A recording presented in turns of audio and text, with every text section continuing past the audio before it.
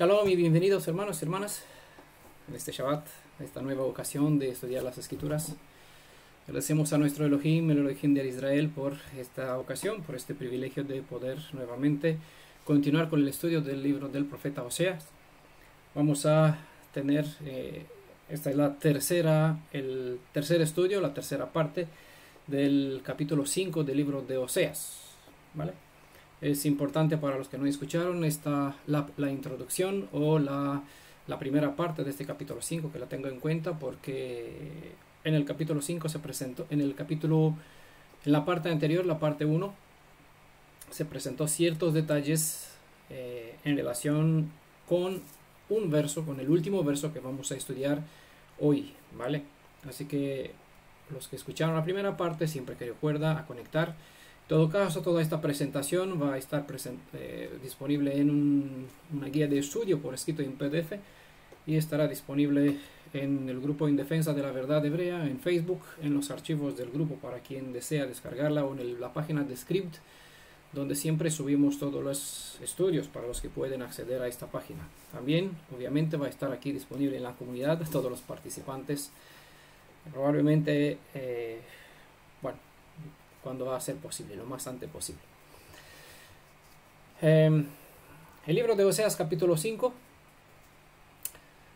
Hemos estudiado hasta el verso 8 en la segunda ocasión, y nos queda pues empezar desde el verso 9 en adelante hasta el 15 para terminar con este estudio, ¿vale? En angustia me buscarán, es una parte del nombre de estudio, es una parte de una cita del verso 15, que lo considero oportuno para ponerle un nombre, aún así, a esta parte 3 del capítulo 5. Estamos estudiando profecías al día, viendo el libro de Oseas parte por parte, todos los capítulos, tratando de comprender qué planes, qué mensajes, qué instrucciones nos da nuestro Elohim, nos revela a partir de la historia pasada para nuestra vida presente, para la situación en cual nos encontramos hoy mismo. Bueno, como saben, las escrituras nos describen el carácter del Elohim de Israel y nos lo presenta como padre para este pueblo, para el pueblo de Israel. Nunca aparece jamás como el padre de una nación gentil, de los egipcios, de los griegos, de los adventistas, de los católicos, de los chinos, de quien sea. Siempre en todas las escrituras aparece, siempre que aparece padre, se refiere al Elohim de Israel, ¿vale? Entonces es como él se describe, y con este título, porque Israel es considerado su hijo. Bien de la hermana Sorange, aquí nos alegramos que se pudo conectar. Pues si bien a las naciones del mundo él castiga a su hijo, que en Israel se entiende que su hijo es pueblo, si es el padre de Israel, obviamente el hijo del padre es el pueblo de Israel. Pues si a las naciones del mundo las castiga, a su hijo lo disciplina con la corrección que se les aplica a los hijos rebeldes. Obviamente un hijo obediente no va a recibir ni castigo, sino que va a recibir cosas buenas, no siempre felicidades. La corrección es una herramienta necesaria para enderezar, ¿vale? Nunca para destruir. Dice claramente en el Tanaj: el padre que no hace uso de la vara desea la destrucción del alma de su hijo. Por lo tanto, para corregir un mal camino necesita cierto método para disciplinar a un hijo que sea descarriado, para que vuelva a su correcto camino. Si la corrección no es apreciada, la disciplina puede convertirse en un castigo que es más grave. El propósito de la disciplina es enderezar antes de que llegue la destrucción. Si bien por los que son sabios y aprovechan las ocasiones cuando el ruaj de la verdad obra para enderezar los malos caminos en cual sus hijos eligen a veces andar, es bien para ellos si eligen, ¿vale? Si no desaprovechan la ocasión de la corrección, porque esta tiene como destino o como propósito restaurar, enderezar la vida de ellos. Vamos a leer, antes de comenzar nuestro estudio, del libro de Hebreos capítulo 12, porque aquí ciertos versos que son importantes para que las veamos en el contexto en cual nosotros estamos estudiando el libro de Oseas, así ubicarnos un poquito en la presentación. Libro de Hebreos capítulo 12, verso 5 hasta el 11, voy a leer. de la edición, esta Corona de Jerusalén, dice: habéis echado en olvido la exhortación que como a los hijos se os dirige, ¿vale? Hablando del pueblo de Israel, de los creyentes en Mashiach, obviamente de los hebreos.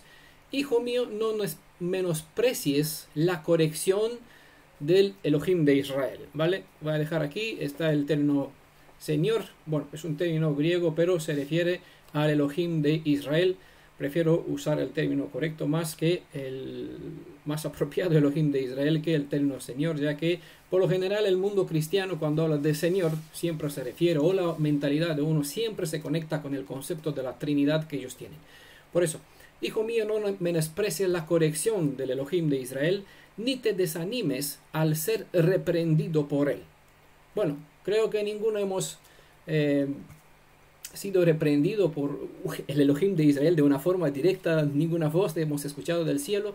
Sabemos por qué, porque por lo general el pueblo no quiso hacer caso a la voz del Elohim de Israel, quiso un instructor, quiso una persona, ver a alguien delante de ellos, y por ende él dejó instructores, maestros que han servido para hacer el medio, como hemos estudiado un libro de Oseas, hemos visto sobre los dos olivos, los canales que conectan a través de cual pasa el aceite del olivo a la menorá, pues son los siervos, las personas que él usa con el fin de alimentar, traer su voluntad, su decisión, su palabra hacia el pueblo, ¿vale? Por lo tanto, Elohim siempre usó un medios humanos que está al alcance de todos para transmitir su palabra. Por eso, muchas veces en el Tanaj, como está en el libro de Ezequiel, Ben Adam, te puse como centinela sobre la casa de Israel. Cuando te mostraré algo, es decir, si tienes el conocimiento de la Torah, este conocimiento es la voluntad o la voz que yo te doy para saber observar en la vida de tus hermanos o en tu vida si hay algún mal proceder. Entonces, tu deber es enseñarlo. Si no le enseñarás, se te pedirá cuenta porque no cumpliste con tu ahavá. No mostraste gesed, bondad, misericordia para con tu hermano, para ocuparte de sus intereses, a fin de que él vuelva a ser Teshuvá y vuelva a su buen camino.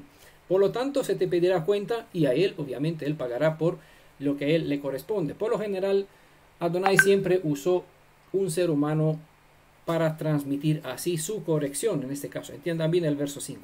Pues a quien, dice el verso 6, pues a quien ama el Elohim de Israel, le corrige, ¿vale? Vuelvo a leer, pues a quien ama el Elohim de Israel, le corrige y azota a todos los hijos que acoge. ¿Vale? ¿Por qué? Porque es malo.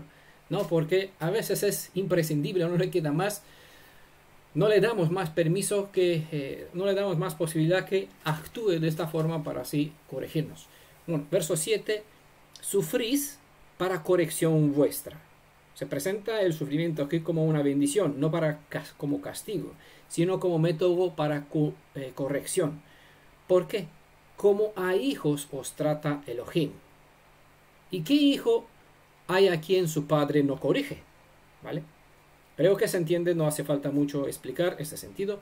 Mas si quedáis sin corrección, ojo, porque hemos visto en la parte 2, en los capítulos anteriores, en la parte anterior de este capítulo 5, mas si quedáis sin corrección, cosa que no todos reciben la conexión, señal de que sois bastardos y no hijos. Claro, eso es tremendo, porque si uno comete una cosa anti-Torah, en contra de los principios de la Torah, bueno, shalom a la familia de Boris que se conectó con nosotros, pues obviamente si no recibe el castigo, es por principio causa-efecto. Si no es castigado es porque no es amado. Si no es amado es porque no es hijo o está fuera bueno, digamos que no es amado. Es impropio dicho porque el Elohim viviente es amor de por sí, entonces lo ama a todos, pero no todos son sus hijos. No son considerados como hijos, ¿vale? Son considerados como bastardos. Y a un bastardo, pues obviamente no se le instruye mediante una corrección con el fin de enderezarle para que vuelva al buen camino, ¿vale? Si uno no recibe el castigo, una corrección por lo que está haciendo, es porque está en una situación ilícita, bueno, indebida, fuera de la alianza, ¿vale? Eso es un detalle bastante importante. Hemos visto en la parte anterior que la casa de Efraín engendraron hijos bastardos, es decir, no estaba en una condición de unión con el Elohim de Israel, ¿vale? Sino que una condición idólatra, ajena. Bueno, vamos a volver a la cita. No se quedáis así, el verso 9. Además, teníamos a nuestros padres, según la carne, que nos corregían y las respetábamos. Obviamente, si es así con lo que sucede de forma natural con los padres naturales, cuanto más con nuestro Elohim.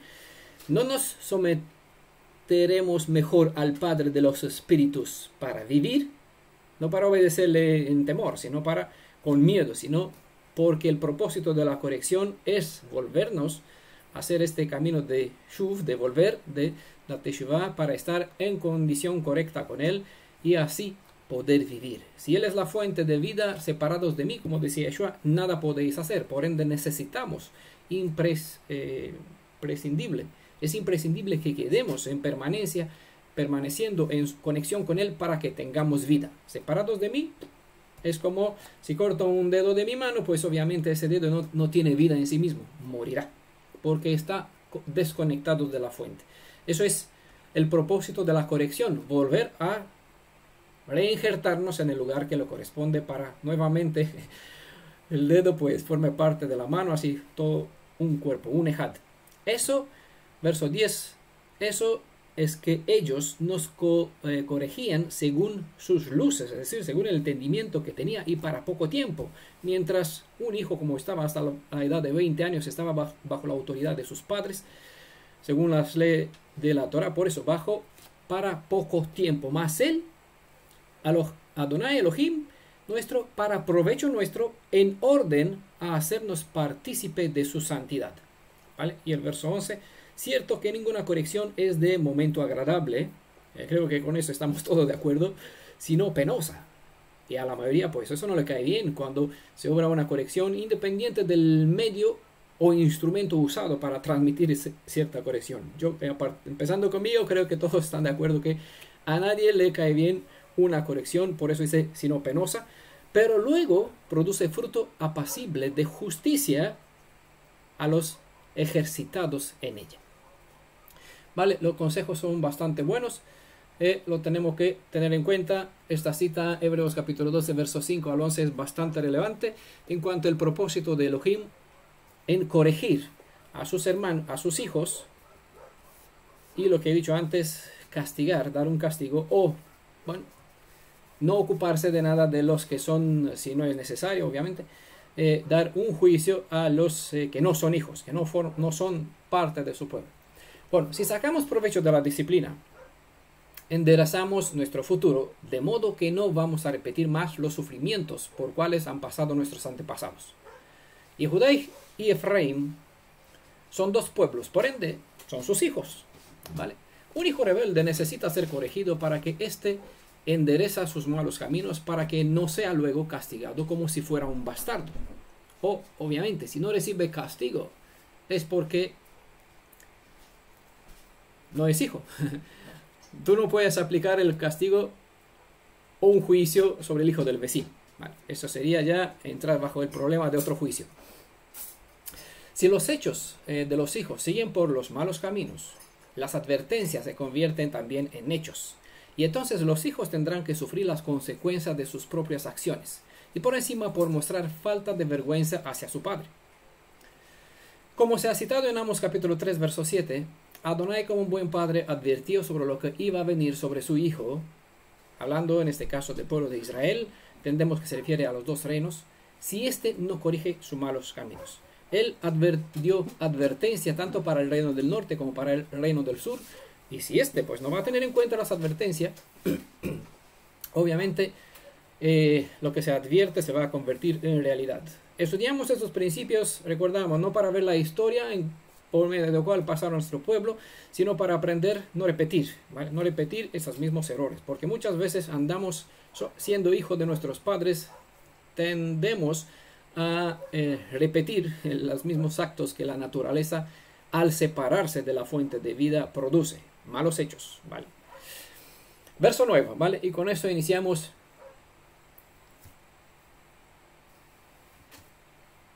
bueno, se ha perdido aquí en la comunidad, voy a dar más adelante.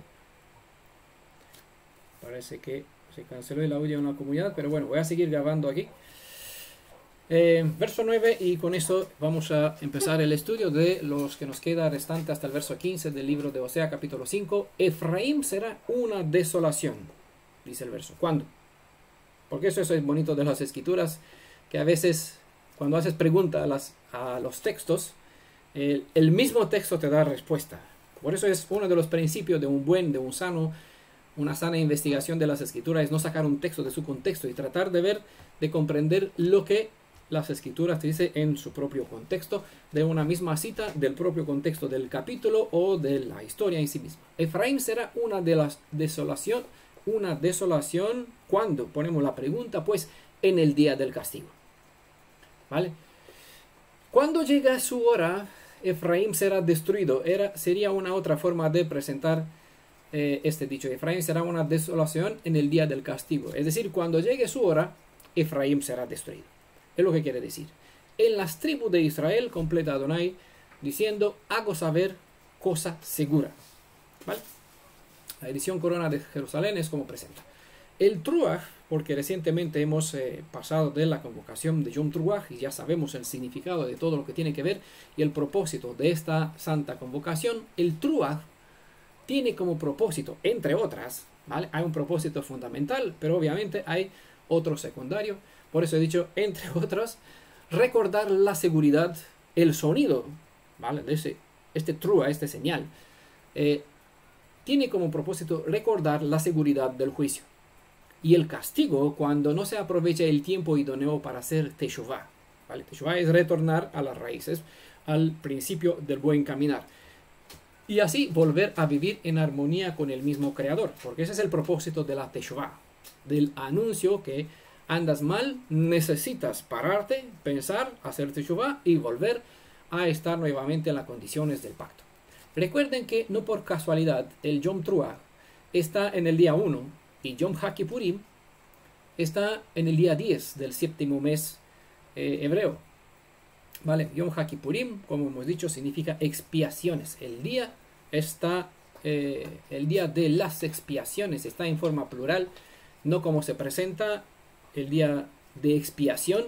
Eso se presenta mal. El día de expiación en singular y Yom Truach se presenta en plural en las interpretaciones de las personas al traducir fiesta de las trompetas o de los tocares, es decir, para no decir shofares.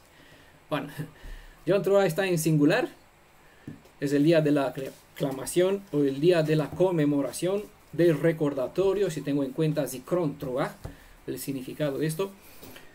Y Yom HaKippurim está en plural, ¿vale? Aunque se hace una misma obra en un mismo día, eso es individual para todo el pueblo de Israel. Siendo todo el pueblo de Israel muchos, se considera como un solo Israel, como un Jacob, ¿vale? Porque las escrituras así lo presentan, que somos un Ejad en los lomos de nuestro antepasado Jacob. Ahora, ¿por qué el número 10? 1 al 10. Bueno, no voy a entrar en el detalle sobre el número 10, pero como decía, no es casualidad que el Truach está en el 1 y Yom HaKippurim en 10. Y hay 10 días aquí. Un total en este séptimo mes. El número 10 se considera como el número de la perfección en los planes del Elohim viviente. Es decir, toda la estructura de todos los planos de Elohim está bien diseñada. Sabemos que en los escritos apostólicos se presenta que nuestro Elohim es un Elohim de orden y disciplina, obviamente, ¿vale? Y no por nada se presenta como Adonai de los ejércitos, porque el ejército está lleno de disciplina, ¿vale? Bueno, el número 10 es el número de la perfección. Hay un orden en procedimiento de todas las cosas, ¿vale? Dentro de los planes del Elohim de Israel. Por eso no es casualidad el orden de los números. De la misma forma, antes de cualquier juicio, hay un proceder que tiene como fin procurar salvar las almas de cualquier sufrimiento siempre que es posible.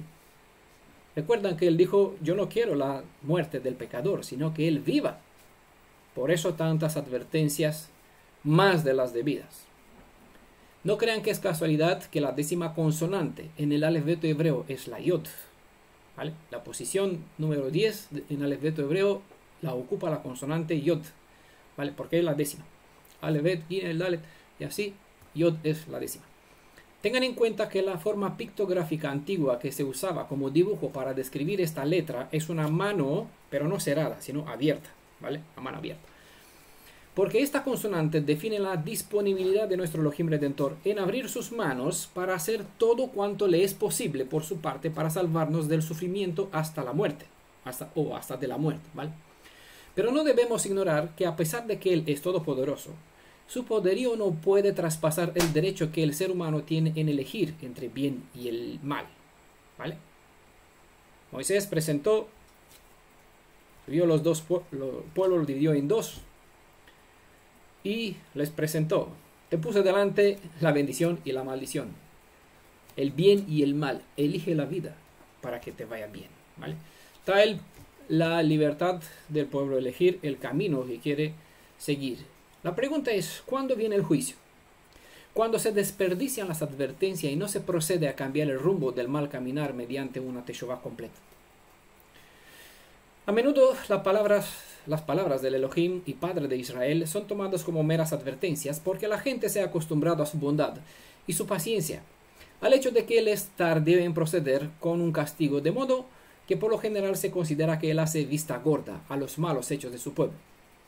Ya no se le tiene respeto al Creador porque la gente se ha acostumbrado a su silencio, de modo que han dejado de creer que Él toma acción en contra de la transgresión.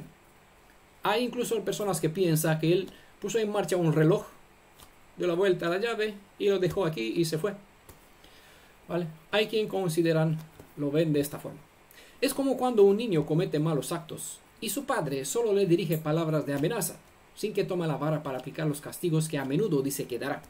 Bueno, por aquí muchos somos padres y sabemos cómo al niño le dice: si vas a hacer tal o tal cosa, ya verás tú lo que te vaya a dar, ¿no? Pero por lo general el niño se queda porque lo amamos, lo decimos como amenaza, pero no lo hacemos, ¿vale? Él se acostumbra a esto.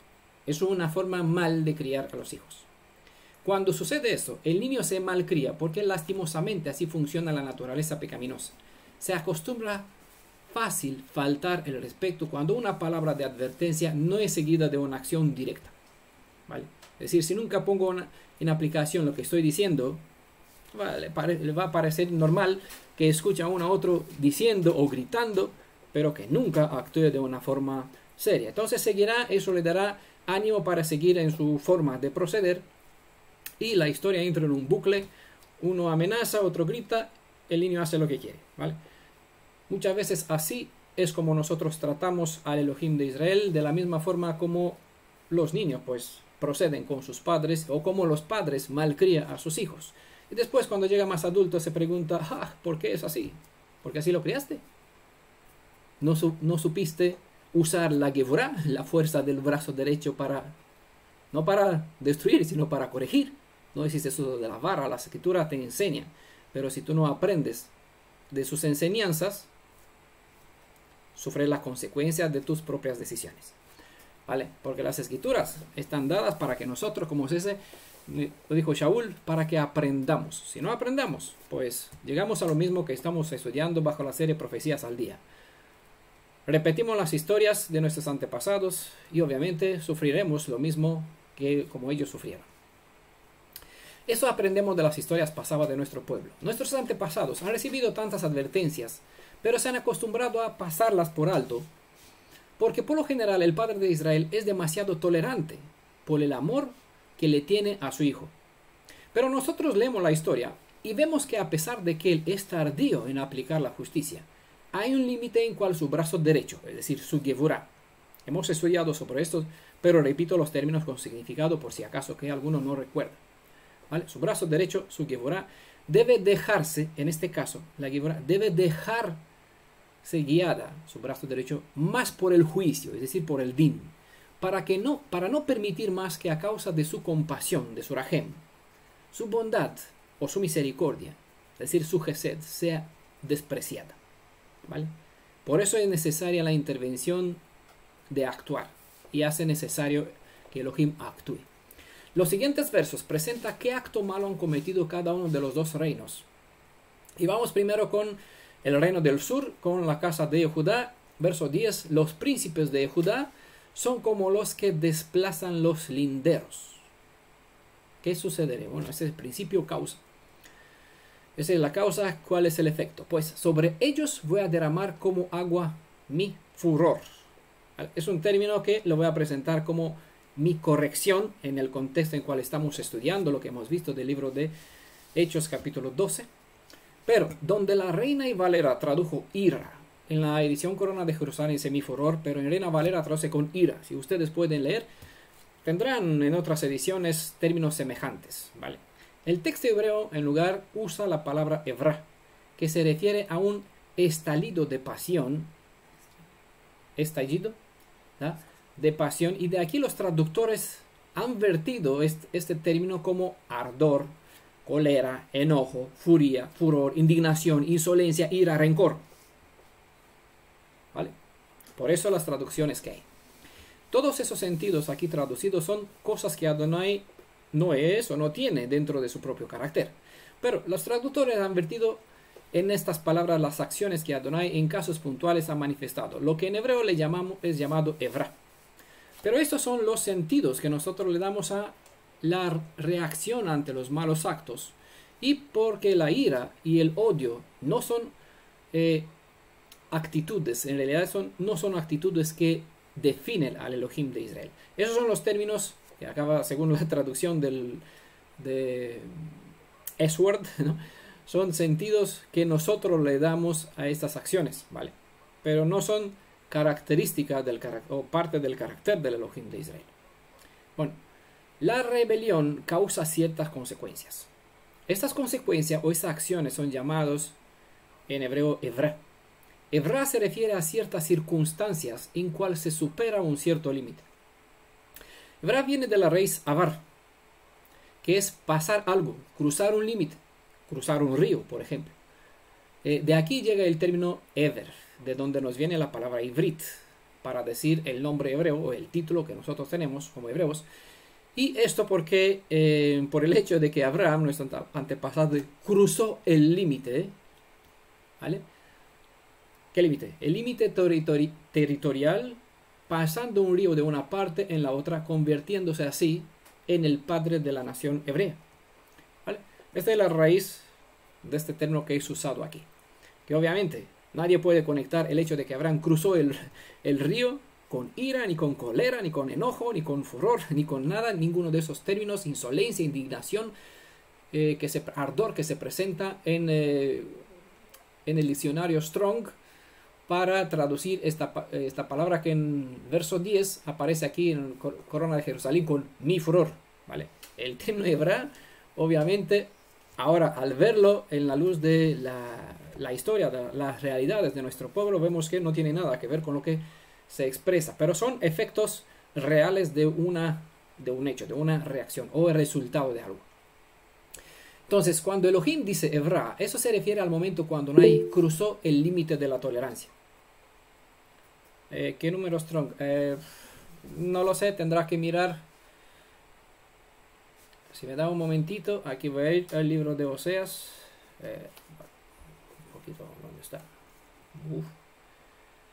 Libro de Oseas, capítulo 5, donde estamos estudiando. Vale, vamos a ver a Reina Valera. El verso 9, verso 10, ¿verdad? Para ir ahí está H5, 6, 7, 8, ¿vale? ¿Verdad? Aquí está el término, la raíz es la que le presenté, avar.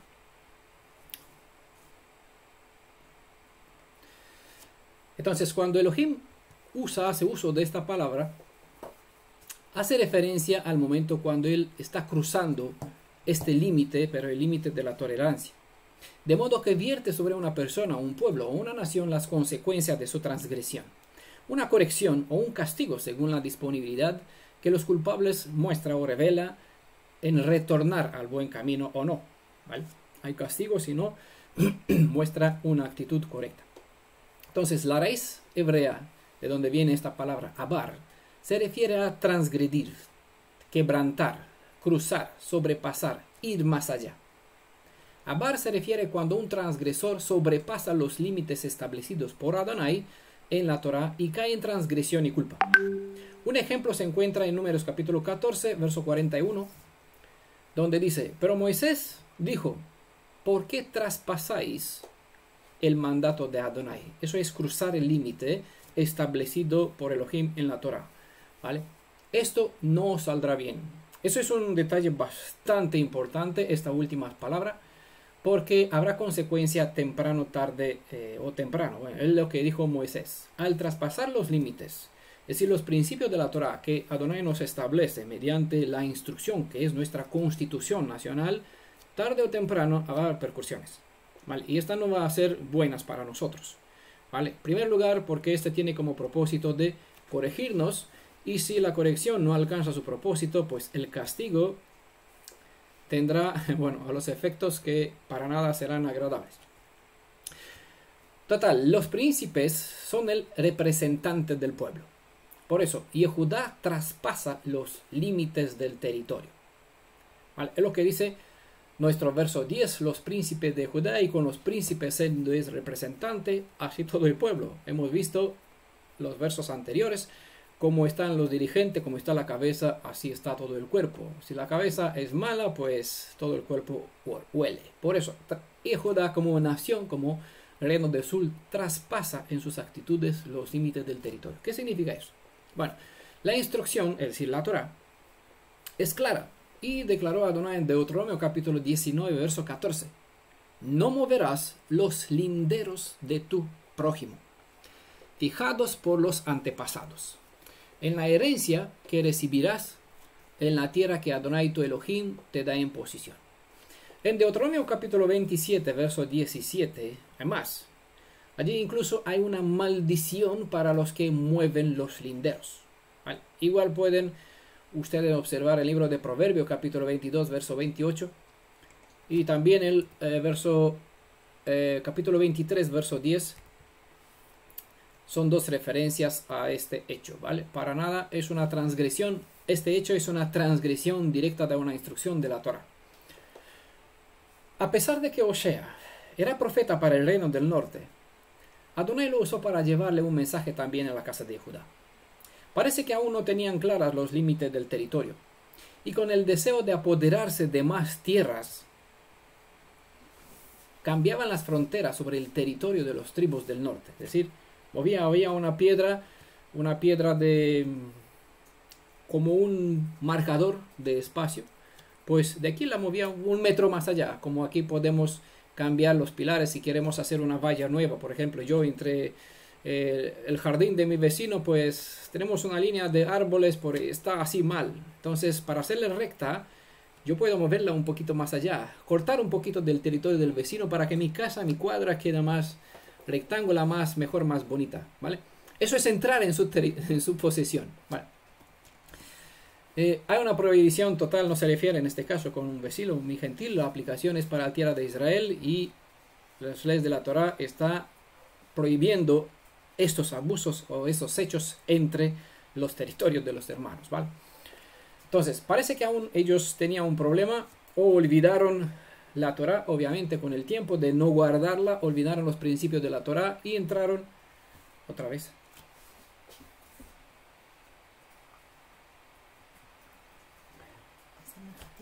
Sí, toco sin querer. Voy a poner por aquí. Entraron en los territorios del reino del norte, apoderándose así de más territorio de ellos.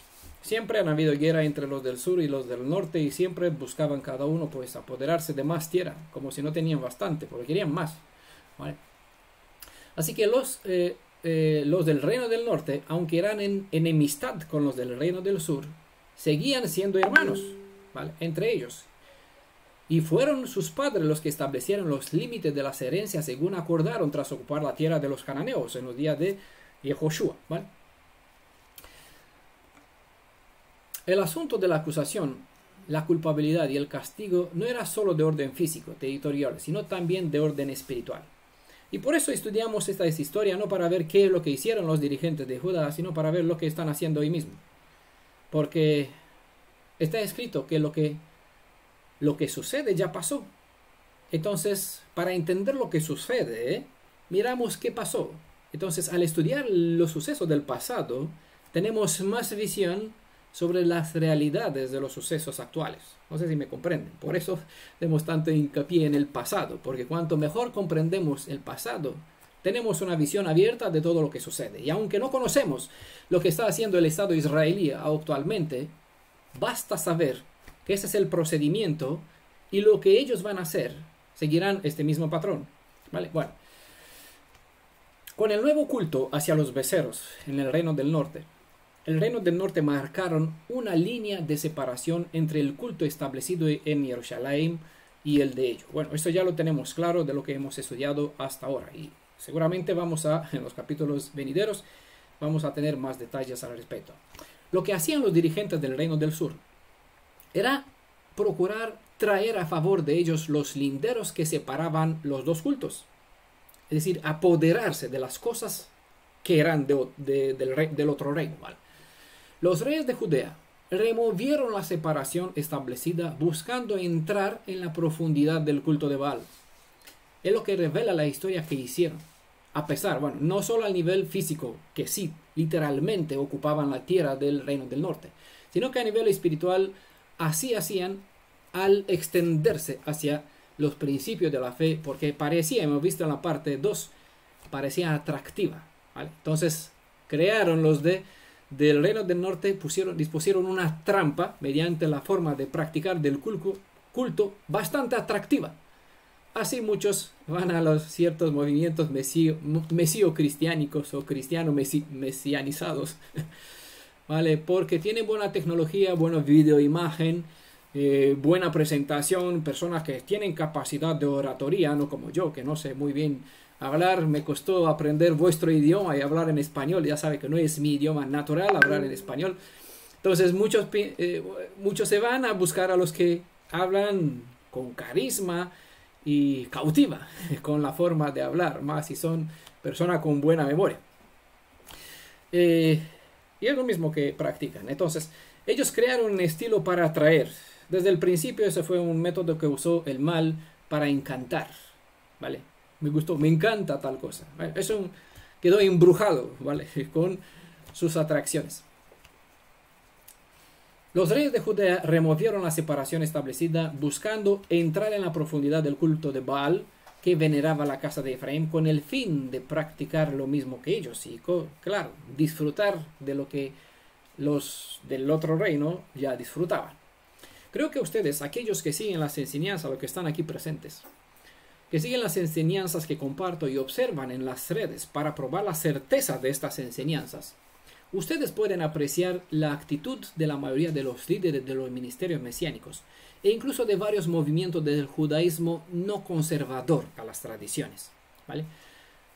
Pueden observar cómo siguen los antiguos caminos de los líderes de Judea, quienes rompieron la ordenanza y removieron sus linderos adentro de otros territorios ajenos al culto de la fe hebrea. ¿Vale? Es decir, me refiero a cultos, movieron su lindero en cultos ajenos. Hay una otra metáfora que se presenta en el Tanaj, donde el Elohim de Israel se presenta como un águila hermosa, pero apareció otra que lo vieron ellos mejor. Y es Israel, que se presentó como una viña, extendió sus ramas, si conocen, está en el libro de Isaías, creo, se extendió hacia aquella águila mejor, más hermosa. ¿Vale? Es decir, sobre las deidades de los babilonios en aquel momento. Esa es una actitud típica practicada en el pasado y se sigue practicando hoy mismo, a pesar de que la gente, tanto aquellos de nuestros antepasados como los presentes, no, nosotros amamos al Elohim de Israel. Sí, por eso estudiamos las raíces de la fe hebrea y cómo es, quién es, cómo se expresa, cómo se manifiesta el Elohim de Israel y lo comparamos con lo que ellos presentan. Entonces vemos que no son compatibles lo que ellos dicen con lo que ellos son. Como dicen que es el Elohim de Israel, como sabemos que es y como ellos lo presentan. ¿Vale? Vemos aquí, identificamos lo que ellos hablan sobre el Elohim de Israel, en realidad es la descripción de una deidad ajena. ¿Vale? Y al investigar las raíces de esa deidad, pues llegas a Cristo, llegas a cristianismo, a Babilonia, a Egipto, de regreso a las sendas antiguas, que hay muchas sendas antiguas de los pueblos ajenos, de las deidades ajenas, a cuales lastimosamente nuestros antepasados pues cayeron en trampa y veneraron en su mal proceder. El hecho de presentar doctrinas cristianas o el de llevar los conceptos sobre la deidad cristianas dentro de lo que es llamado raíces hebreas de la fe mesiánica lleva al pueblo a practicar un culto adulterado, donde se mezcla lo que es emet con lo que es met, es decir, se mezcla lo que es verdad con lo que es mentira, que obviamente lleva a la muerte. Eso de emet y met está en el video audio sobre la palabra emet. Para los que no escucharon, pues se lo recomiendo. Este audio es bastante relevante en cuanto al significado de este término hebreo emet, verdad. Israel fue llamado a mantener un estado de separación de las prácticas y los credos de las demás naciones, a fin de desarrollar una pureza en pensamientos y actos. De aquí que en la Torá hay todo un bosquejo de leyes, normas e instrucciones para que el pueblo hebreo se mantenga distinto de todas las demás naciones del mundo.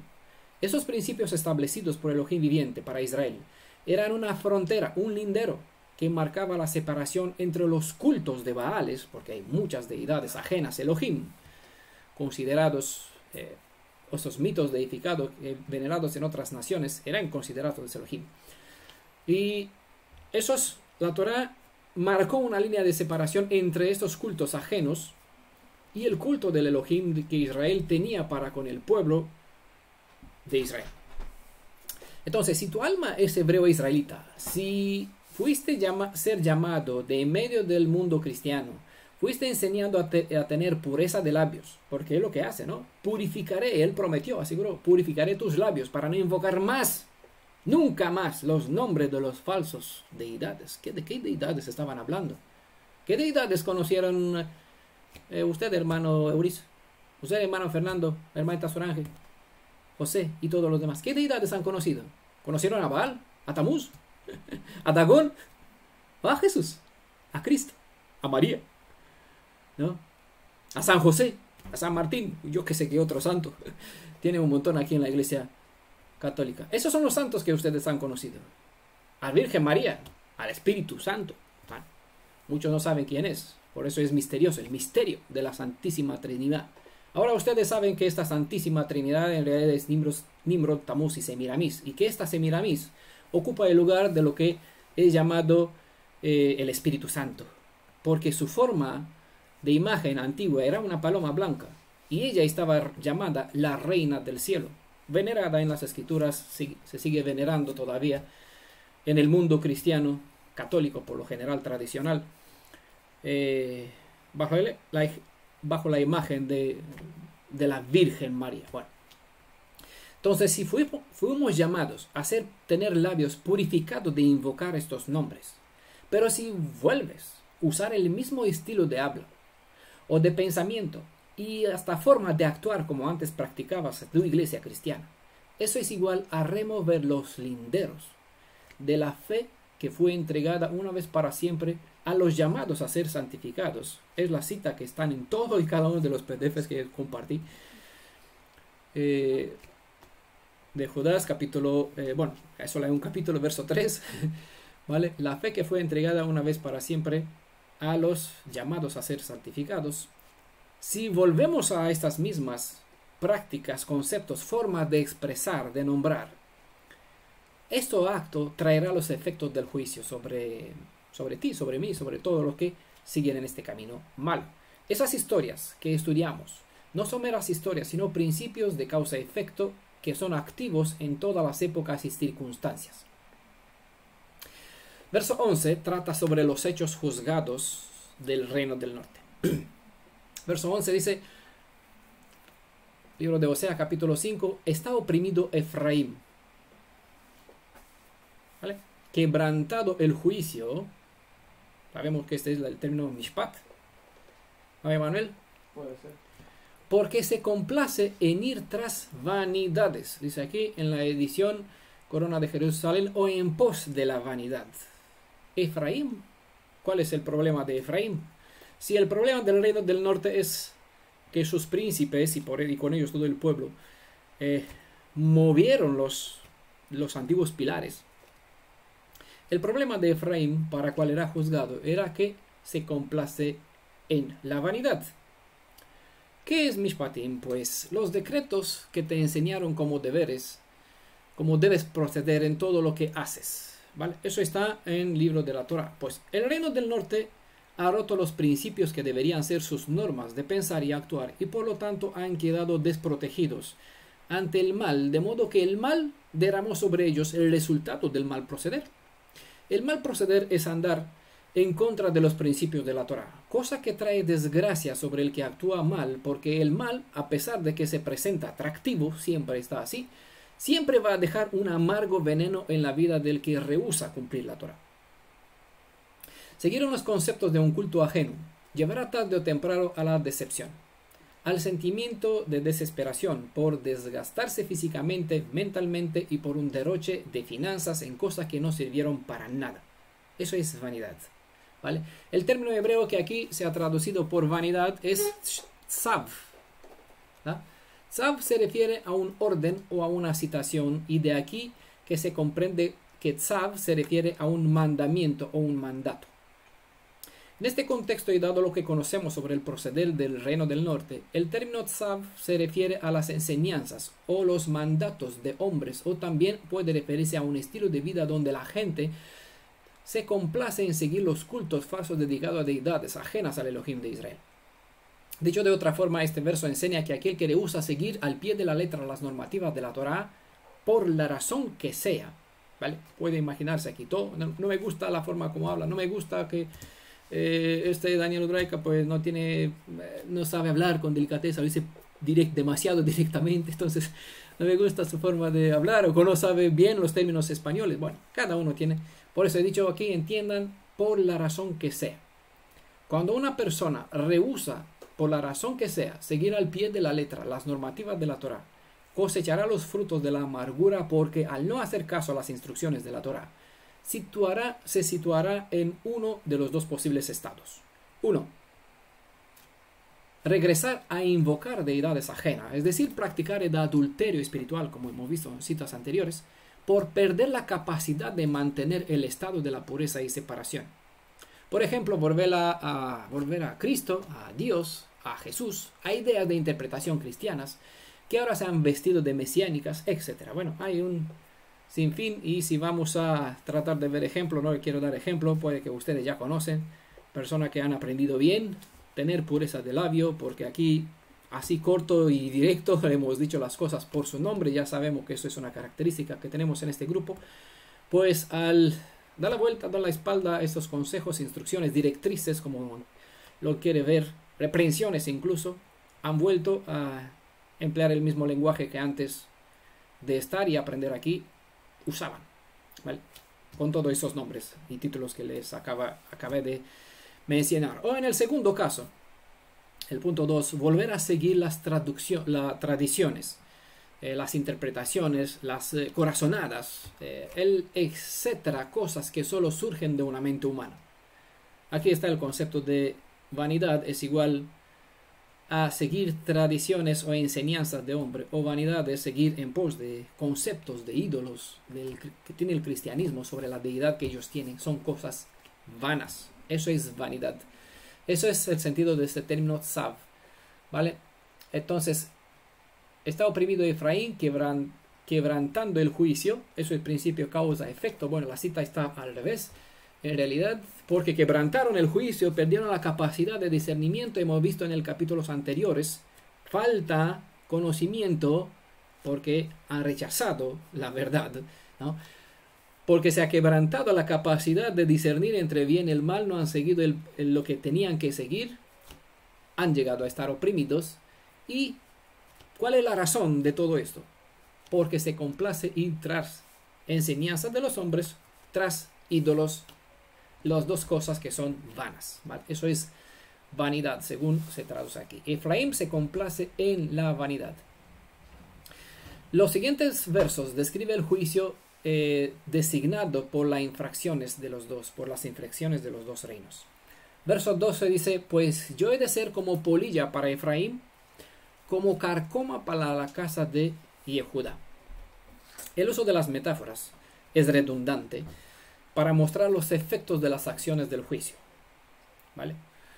Los juicios son a veces como polilla para el pueblo pecador y como carcoma o gusano, porque así como consumen la ropa y la madera, así los consumirá los juicios de Adonai. ¿Vale? La polilla está comiendo la ropa al instante, es decir, lo ve, chuf, come, hace un agujero. Vale, como mucho hace mucho agujero, miras la ropa con un agujero, no te puedes vestir con ella, ¿vale? Ya no vale nada. Para Efraín el juicio, lo que decía Elohim, que para Efraín el juicio actuará de inmediato como la polilla tritura de una la ropa o como el león devora al instante su presa, según se describe también más adelante, como vamos a ver en el verso 14, ¿vale? Dos formas de decir la misma cosa, ¿vale? Aquí en el verso 12, como usando el metáfora de polilla, y más adelante, el verso 14, van a ver que está comparando lo mismo, pero con un león, ¿vale? El verso 10 presenta que la casa de Judá también será juzgada, pero habrá una diferencia de tiempo para el juicio entre los dos reinos.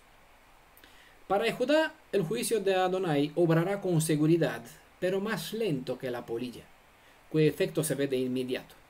Para Judá, el juicio actuará al estilo como una carcoma. ¿Por qué? Como vamos a ver en el verso 14, la aplicación del juicio para ellos aún está por madurar y se presenta que está en la etapa joven. De aquí se compara, como está en el verso 14, con un cachorro de león. ¿Vale? Todavía no está maduro para devorar. Es un cachorro. Pero está allí, pendiente, esperando que madure. Dale tiempo. ¿No? Es lo que está diciendo Elohim. Dale más tiempo para la casa de Judá. La carcoma está trabajando más lento, pero está derrumbando los fundamentos, debilitando la resistencia de una estructura. Ya sabe, esos son al estilo de las termitas. El uso de las metáforas es para ilustrar la velocidad y el tiempo de los juicios. Si para la casa de Efraín el juicio sería de forma directa y rápida, para la casa de Judá sería como el trabajo de las termitas, quien come la madera de por dentro y sin darte cuenta, de repente ves un mueble que se derrumba. No, ya no vale nada. Un mueble es reducido a nada. Una estructura, una casa incluso. ¿Vale? Es mejor, ¿vale? Mejor usar la casa que un mueble, un sillón, mejor una casa, porque es lo que hizo con la casa de Judá, ¿vale? Para ellos se presenta como la carcoma. Comió el fundamento de todos los principios saludables y se derrumbó bajo el peso de ellos mismos. En la mayoría de los casos, cuando observan una actitud persistente e incluso con justificación en practicar un camino diferente a lo que ordena la Torah, el principio de la carcoma es lo que se activa como método para el juicio, como método de justicia. Hay pocos los casos donde podemos observar de inmediato los efectos de un mal proceder, donde los mishpatim, esos principios de modo de cómo tenemos que vivir, son transgredidos y vemos las personas cayendo en adulterio practicando uno o los dos puntos que antes mencioné, ¿vale? Volviendo a invocar los nombres, las deidades, los títulos de las deidades que antes eran, o volviendo a seguir hombres. Porque aunque no dice que no sigue al hombre, las prácticas, el pensamiento, la forma de pensar, de compartir, lo que comparte se ve como ordenanza, tradiciones de hombre, no principios de la Torah. Así que tarde o temprano uno se muestra cayendo en estas dos posibles actos. Por lo general, los inculpados no observan nada. Nosotros podemos observar fácilmente si uno tiene efectos como la polilla inmediato en la vida de una persona o de una carcoma que come lentamente. Y tarde o temprano la misma persona van a ver su ropa, que una vez tenía que ser blanca y guardada en perfecto estado, agujereada, ¿vale? Porque la polilla hizo su trabajo. O se ve sus principales pilares de su fe cayendo. ¿Por qué? Porque al seguir instrucciones de hombres o en pos de maestros pueden llegar a negar incluso la identidad del Mashiach y negarlo.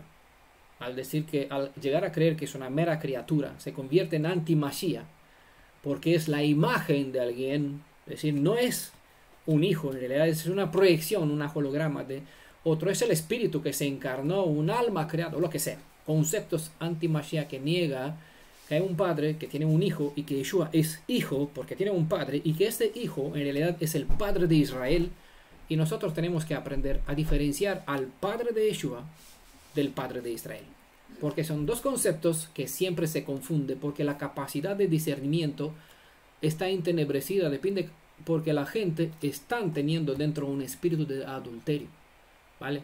Lleva las raíces o tiene sus linderos todavía movido hacia la fe cristiana y trata de presentarlas como si esos principios serían conceptos de la fe hebrea. Eso es un adulterio.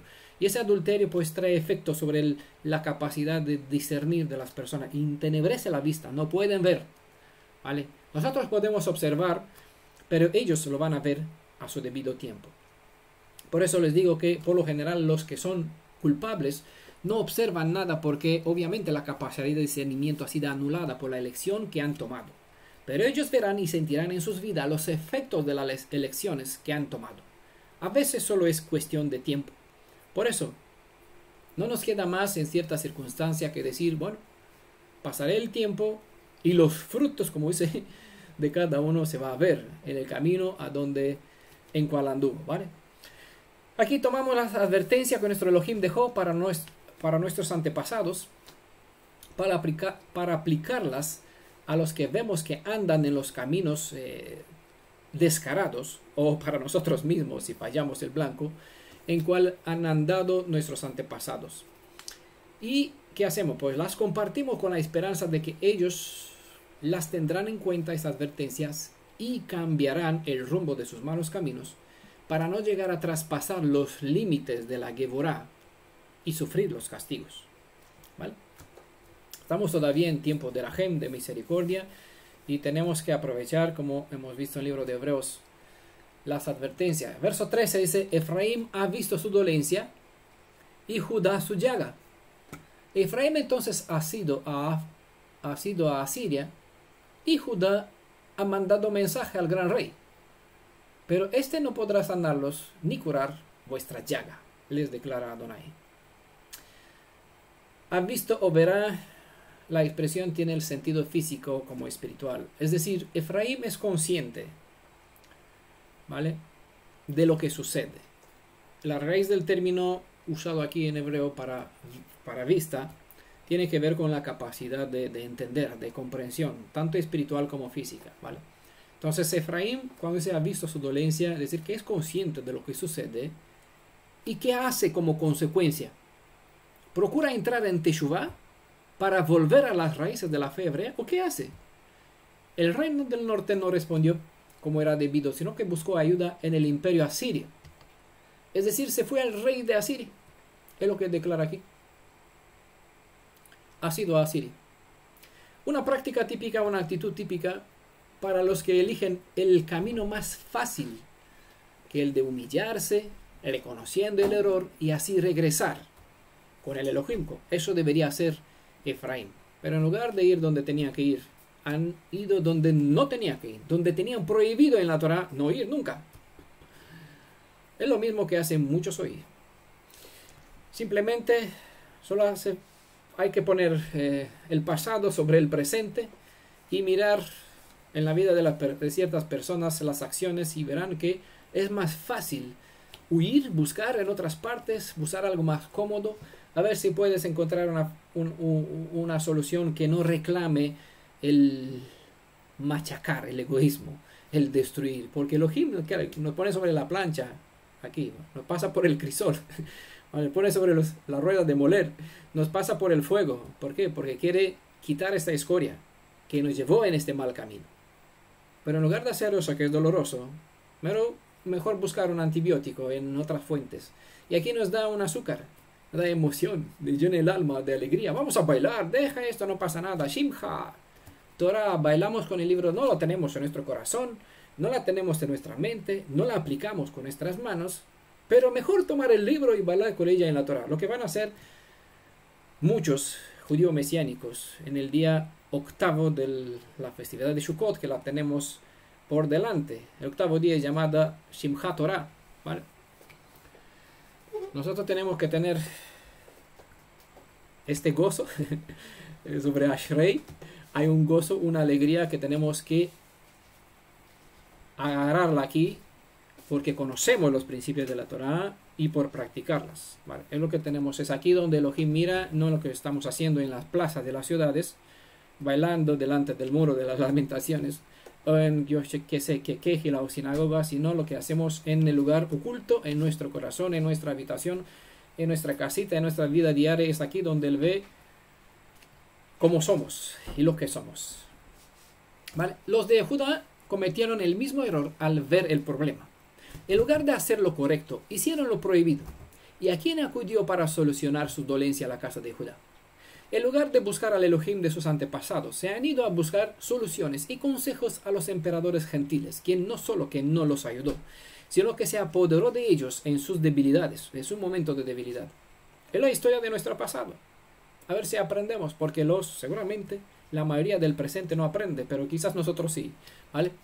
Ojo con el detalle, porque lo que pasó con la casa de Judá, debido a su mal proceder, volvería a pasar con la generación actual, porque están operando al mismo estilo como los antiguos, ¿vale? Pueden tomar eso como profecía. Vamos a ver si el patrón que usamos, tipo y antitipo, es correcto y lo que estamos estudiando, llamando profecías al día, es real, es el principio que tenemos. Y si eso es real, pues lo que presentamos es emet, es verdad.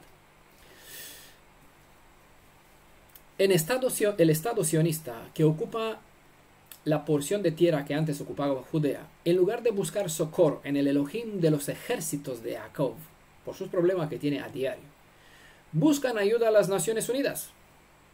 Ellos van a dejar desnudo el Estado sionista, porque está escrito que los amigos del mundo son enemigos de Adonai, y esos dichos amigos van a ser nuevamente las herramientas de la destrucción.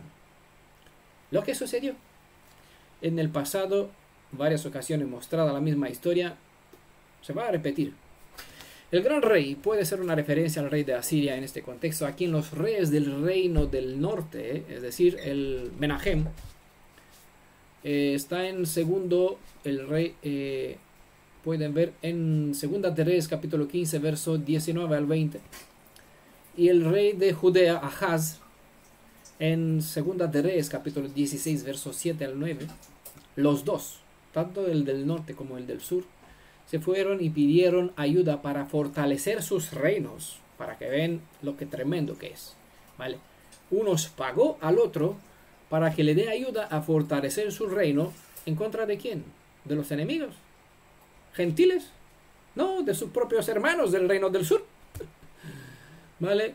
Y en cambio el rey Ahaz, el rey de Judea, pagó al otro para ayudarle, pagué al rey de Asiria para ayudarle a luchar en contra de sus hermanos del reino del sur. Vaya, crea una amistad, esos ataques del norte, este ataque del sur, y así se apoderen para destruir a sus hermanos. Esto es tremendo. El rey de Asiria, bueno, Osea, fue último de los reyes de Israel, pagó tributo al rey de Asiria. ¿Vale? Eso se presenta en 2 Reyes capítulo 17, verso 3 al 4. Es la realidad de lo que sucedieron, principio, causa, efecto. Quien fue por ayuda, como decía, sobre Egipto, no vuelvan por el camino hacia Egipto. Nuestro pueblo sí, hicieron un camino por donde nuestro Adonai prohibió. Y Adonai le dijo, ellos son como una trestie, ¿cómo es dicho trestie? Una paja. En cual se apoyen, eso es Egipto, en cual ustedes confían que se va a apoyar, pero esa se va a romper y te va a traspasar, ¿vale? Es lo que va junco, ¿vale? Es un junco que se rompe y por ser que están bastante afilados, pues te va a hacer daño. Es lo que hizo Adonai prohibiendo a Israel que no vuelva a buscar amistad con Egipto porque no pueden, no son ellos la confianza. Carros y caballos de guerra, hay algunos estudios que tenemos aquí en el canal de YouTube hace unos 2-3 años, ¿vale? Tenemos prohibición en la Torá hacer de Elohim nuestra fortaleza, nuestro escudo, y no volver ni a Egipto, ni a Babilonia, ni a Asiria, a lo que son enemigos de nuestro pueblo para buscar ayuda. Tenemos que volver a nuestro Elohim de Israel. Por eso decía, van a observar la historia, el desenlace de los hechos del los actos del Estado sionista que van buscando conectarse para buscar amigos, hacer migajas con las naciones, los reinos del mundo, para así buscar que les ayude en contra del problema que tienen con Hamas y con otros enemigos.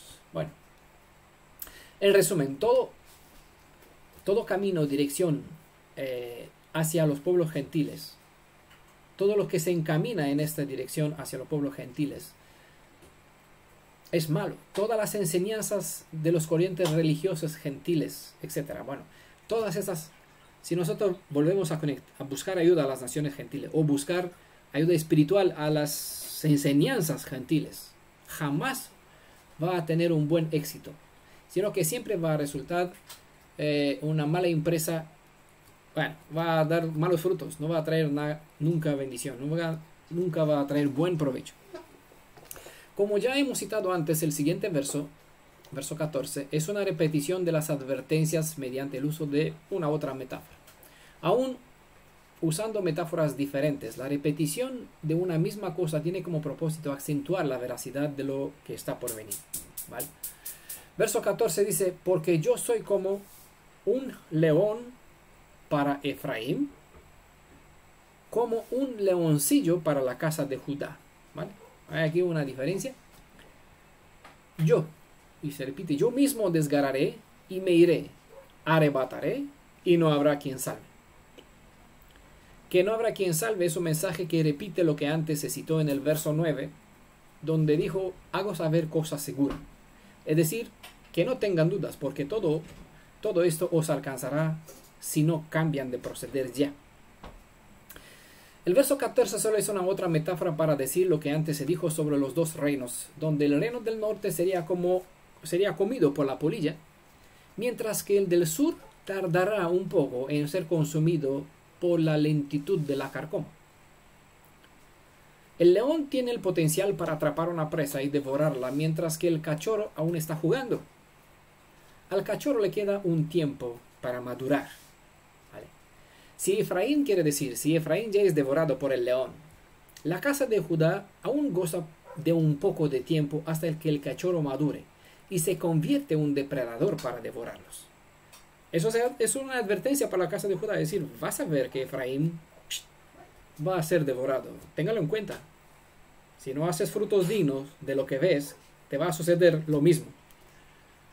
Espera que el que es cachorro todavía se convierte en león y vas a ser devorado, ¿vale? Si no haces lo debido. Por eso es el principio causa-efecto. Adonai siempre anuncia desde antes lo que va a suceder.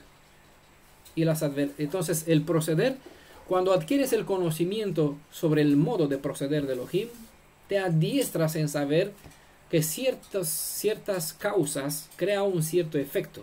Entonces, a ciertas personas le puede decir en virtud de lo que está haciendo lo que le va a suceder o qué va a ser lo siguiente que va a llegar en su vida. Obviamente, ¿qué te va a contestar las personas a quien le dices desde antes que van a hacer?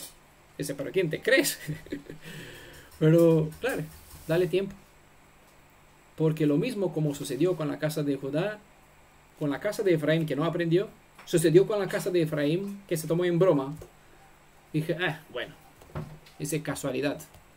Pero lo alcanzó porque el cachorrito de león creció, se convirtió en un león. ¿Saben qué nación tenía como símbolo el león?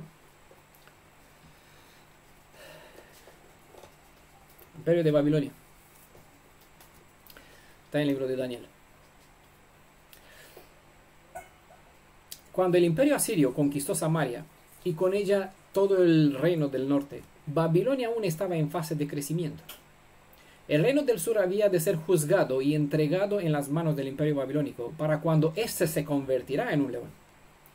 Para el día del juicio del reino del norte, el imperio babilónico aún era un cachorrito, pero este iba creciendo y al madurar devoraría la casa de Judá, al estilo como el imperio asirio devoró a todos los tribus del reino del norte.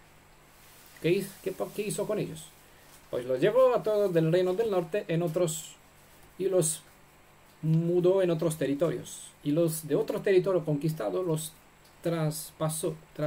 puso aquí, los puso en lugares donde vivía antes el reino del norte. Y esos llegaron a ser los samaritanos, conocidos en los escritos apostólicos. Esos samaritanos después de la guerra macabea, por el año 165 antes de Yeshua, pues fueron a fuerza convertidos al judaísmo. Por eso tenían también muchos principios, y muchos judíos se mezclaron con los conversos, fueron llamados galileos, los de Galilea, del otro lado. Nunca eran aceptados, visto incluso conversos así como parte de Israel. En fin, pero eso es otra historia. La madurez del cachorro de león hasta convertirse en un depredador fue proporcional con la velocidad en cual crecían las abominaciones en el reino del norte. Cuando éste traspasó los límites, el juicio pasó de advertencia en castigo. La paga del pecado no se puede evitar. A pesar de que pasarán cierto tiempo entre el mal acto y el momento del juicio, este tiempo del castigo llegará sin duda, es lo que anunció Elohim para los dos reinos. Es lo que decía aquí: yo mismo desgarraré y me iré, arrebataré y no habrá quien salve. ¿Vale? Hago saber cosa segura. Entonces, ya saben, la paga del pecado es la muerte, y la muerte es consecuencia de un mal proceder. ¿Vale? El emperador de Asiria quiso apoderarse, en la historia muestran las escrituras que el emperador de Asiria quiso apoderarse también del reino del sur, cuando ocupó la Samaria y el reino del norte. Pero su empresa no tuvo éxito porque no era un tiempo para que la casa de Judá sea llevada en el exilio. Esa es la realidad, por eso. A pesar de que los ejércitos sirios llegaron a rodear Jerusalén, conocen toda la historia, en una sola noche, un malach del Elohim de Israel pasó por el campamento de los asirios y mató todo el ejército. 185.000 soldados del ejército sirio fue reducido a nada. El rey volvió a su tierra, huyó en su campamento allí, pues acabó muerto, fue asesinado por su personal cercano. Sí. El juicio sobre la casa de Judá vino más tarde, durante la vida del profeta Yirmiyahu, unos más o menos 130 y tantos años después, cuando el cachorro de león, que era cachorro en el tiempo del profeta Osea, llegó a convertirse en león en el tiempo del profeta Jeremías. El imperio babilonio llegó a ocupar, la fuerza se apoderó de imperio asirio y conquistó el reino del norte, el reino del sur, perdón. Como hemos dicho, destruyó el templo, ya conocen toda la historia.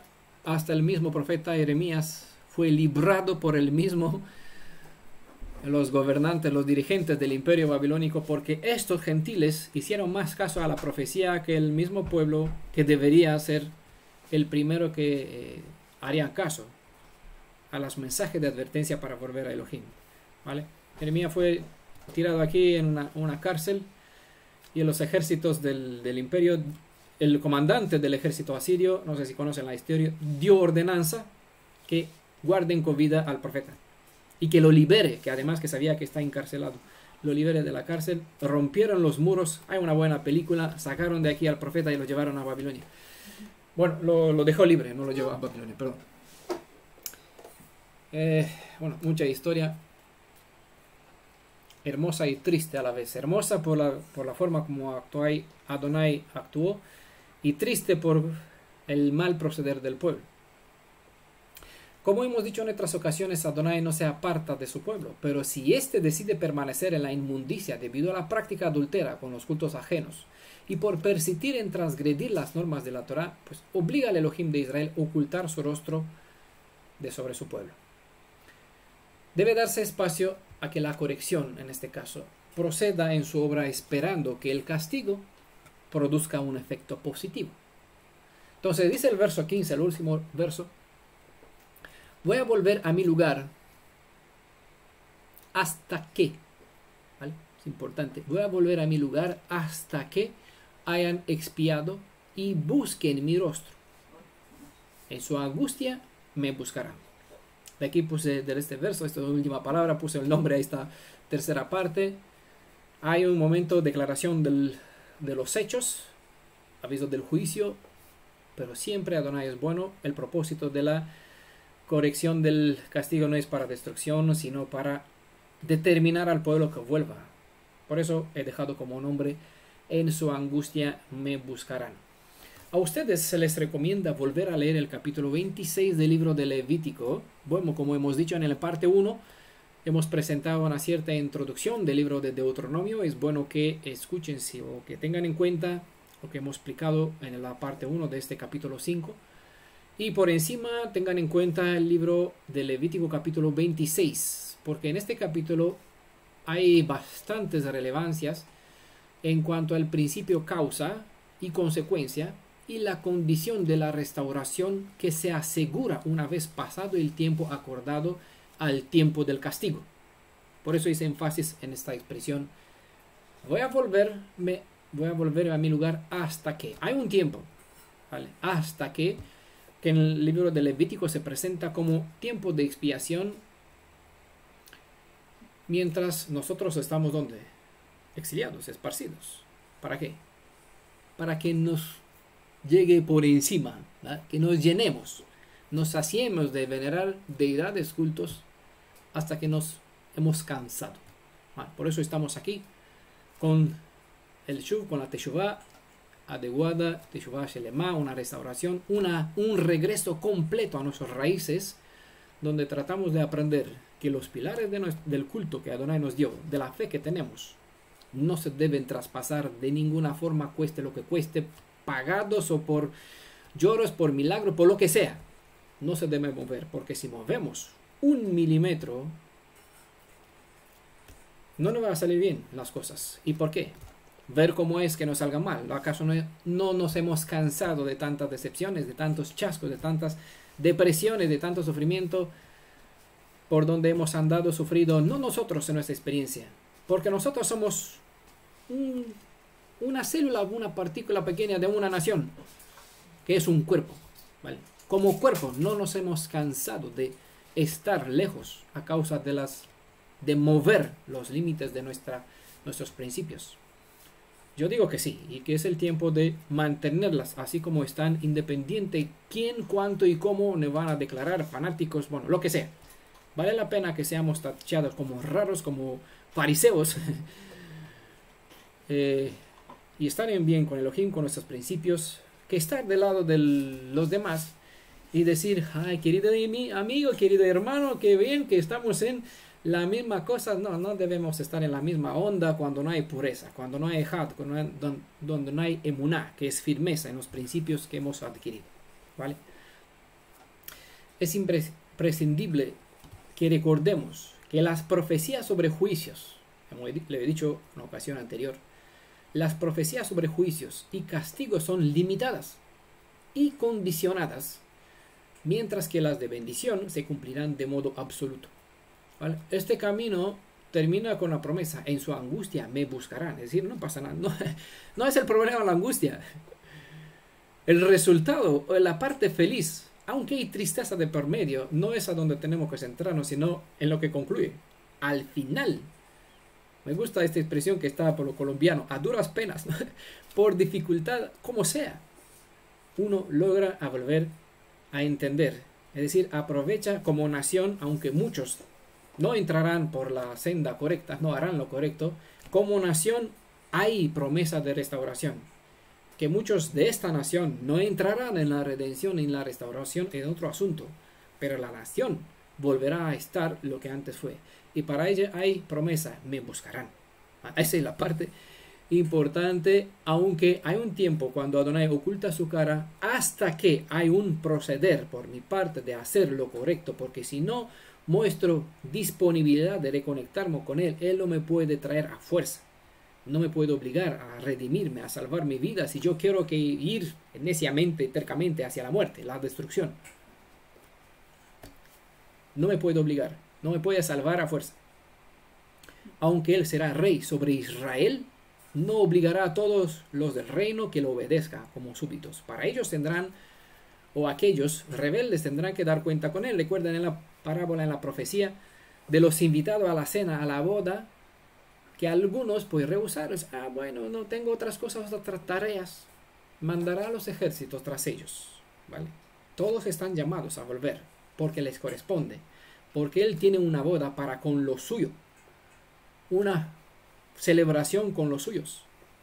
Pero hay algunos que no tienen respeto y honor para la realeza, considerará que disfrutar de un pedazo de tierra es más importante que honrar, ser honrado con estar en la presencia del rey. ¿Vale? Entonces habrá un juicio. En una cierta forma se presenta esta realidad en los escritos de los apóstoles. Tengan en cuenta esta última expresión donde Adonai se oculta, dejando a su pueblo en oscuridad, y esto como una forma de corrección, para que al andar en la oscuridad su pueblo vuelva a buscarlo. ¿Vale? No es para abandonarlo, porque él se presenta siempre, estuve como un pequeño santuario entre las naciones. No permití que el tacón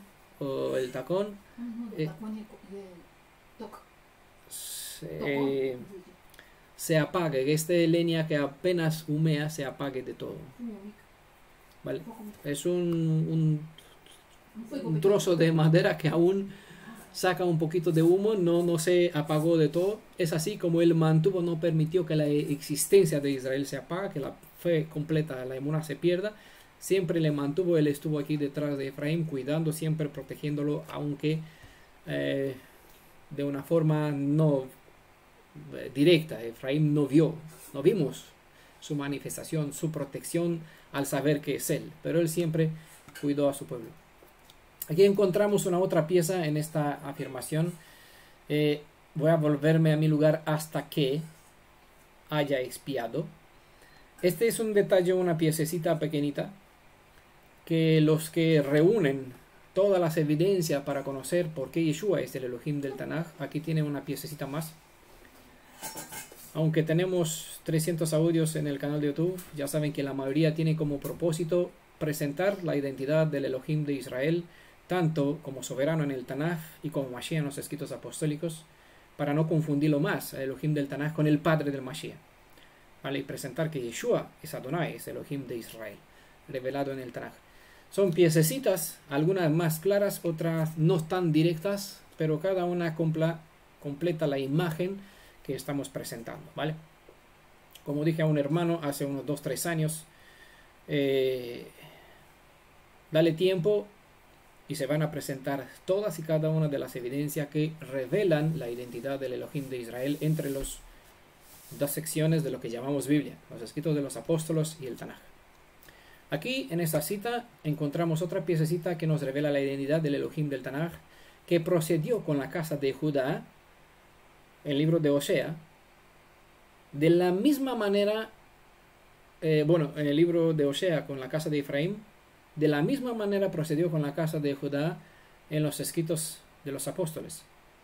Lo hizo de la misma forma como lo que le declaró hacia el reino del sur, declaró para la casa de Judá en Juan capítulo 7, verso 34.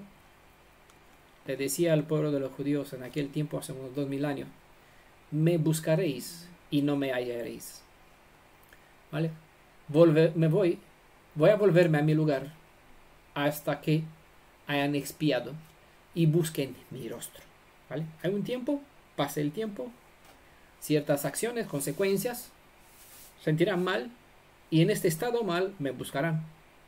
En angustia me buscarán.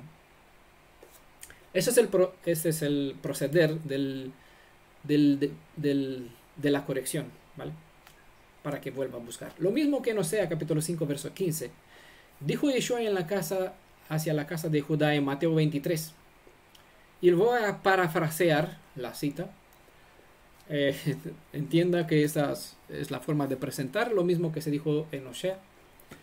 Os abandonaré hasta que, dijo en el Mateo 23, tu casa quedará vacía.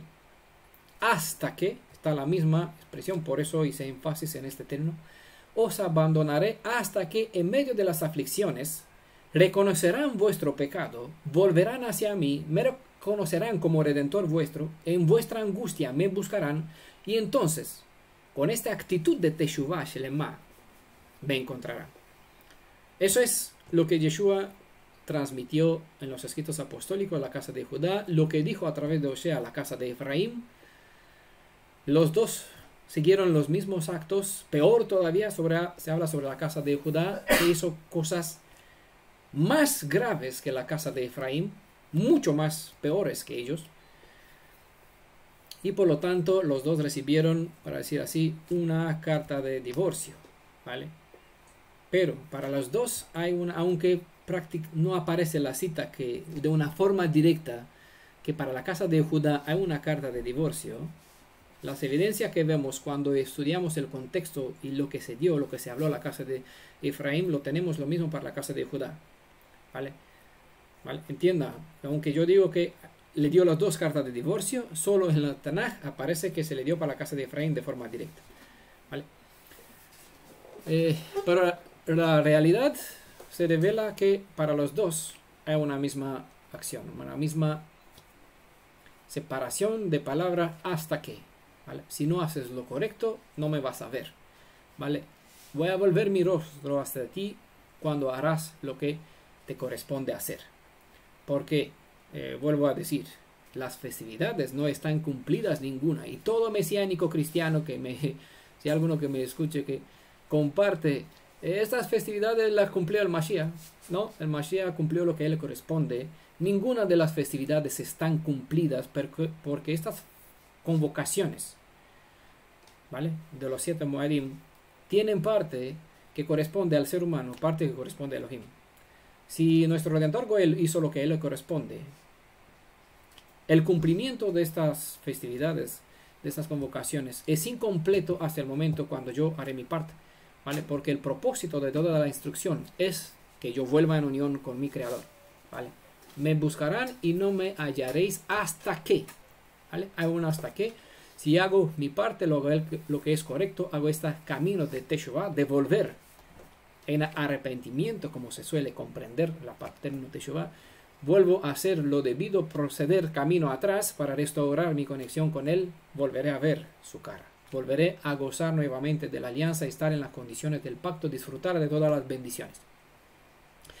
Como Israel y Judá, los dos reinos, se hallaron en peligro, buscaron la protección de los asirios, pero este solo sirvió para empeorar sus heridas.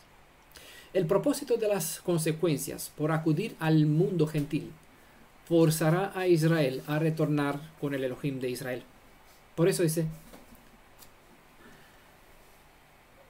en angustia me buscarán. Esta evidencia fue ilustrada mediante la descripción de la historia de Gomer y Oshea. Por eso hemos iniciado el estudio y este libro comienza con la realidad de ellos. El Redentor encontró a su esposa en venta como esclava, en medio de aflicciones, porque no es bueno ser vendido como esclavo. Por eso, en angustia me buscarán. La bendición es que Él también nos va buscando. Pero a medida que Él me busca, y yo tengo que mostrar mi disponibilidad de buscarle, aunque como Mefiboshet no puedo salir porque estoy inválido, incapacitado de salir de Bar, de este lugar desgraciado de esclavo, siervo, debo gritar como la oveja perdida, como nuestro pueblo en Egipto, para que Adonai escuche desde su morada, porque así se presente, ¿no? Adonai escuchó la voz de su pueblo clamando Shua, clamor, grito por auxilio, ¿vale? Cosa que no tiene que ver con el nombre Yeshua, ¿vale? Yeshua es una palabra en sí. El término Shua no significa clamor, pues, de salvación, como muchos mesiánicos presentan para el nombre inventado, sino que se refiere a un grito de auxilio, a clamor, como nuestro pueblo clamaban, ¿vale? Nosotros, ese es el trua que nosotros tenemos que sacar de nuestro corazón para recordar quién somos y reconectarnos, volver a nuestras raíces, a nuestro Elohim, quien puede restaurarnos, darnos también esta restauración de nuestra alma, para volver a tener la identidad hebreo-israelita y ser quien tenemos ser. El Redentor de Israel se aprovecha de las aflicciones que sufre su pueblo, ¿vale? Entiendan sanamente esta expresión, para hacerlos comprender que esos solo son efectos de sus malos actos, y esos efectos malos que nos trae sufrimiento son permitidos en nuestra vida como un método para corregir y enderezar a aquellos a quienes Él ama. Voy a dar un ejemplo.